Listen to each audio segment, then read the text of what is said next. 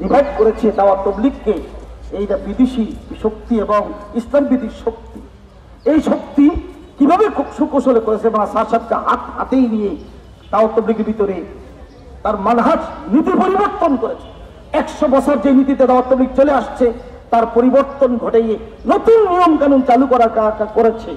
2 নম্বর, এখানে বলা হচ্ছে সাতপন্থী আর জোবাইরপন্থী। সাতপন্থী ঠিকই আছে, জোবাইরপন্থী না।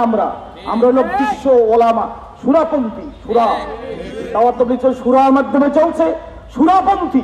সুরাকে উপেক্ষা করে মানে সার সাহেব নিজে নিজে আমির হয়ে নিজে এককভাবে কর্তৃত্ব করছেন।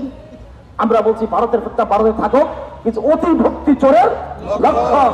কিন্তু বাংলাদেশের অতিভক্তি লোকেরা এদের ভক্ত হয়ে দেশের মধ্যে 2 ভাগ করেছে এবং সার সাহেব বিভ্রান্তিমূলক মাসালা যেগুলো কোরআন হাদিসের বাহিনী এবং পরিত্যাজ্য মাসালা বয়ান করে তিনি গোমরাহ হিসাবে আখ্যায়িত হইতে দারুল ফতোয়া মোতাবেক।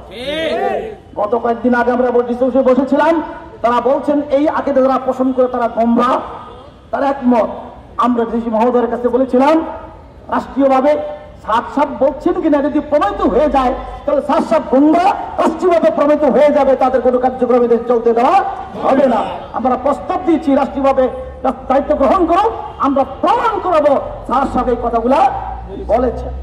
এটা এখন অপেক্ষাতে কি করবেন রাষ্ট্র, তারা এপ্রিল মাসে সময় নিয়েছেন এবং তারা সামনে এ নিয়ে বসবেন। আমরা গত কয়েকদিন আমরা 5ই নভেম্বর সরার উদ্যানে আমরা সমাবেশ করেছি। রাষ্ট্রের কথা মেনেই আমরা আগের মতোই রাষ্ট্রের অনুরোধ রক্ষা করে আমরা আগের মতোই চলতেছি। ইজতেমার আগে কোনো ইজতেমা হবে না কোনো জেলায়।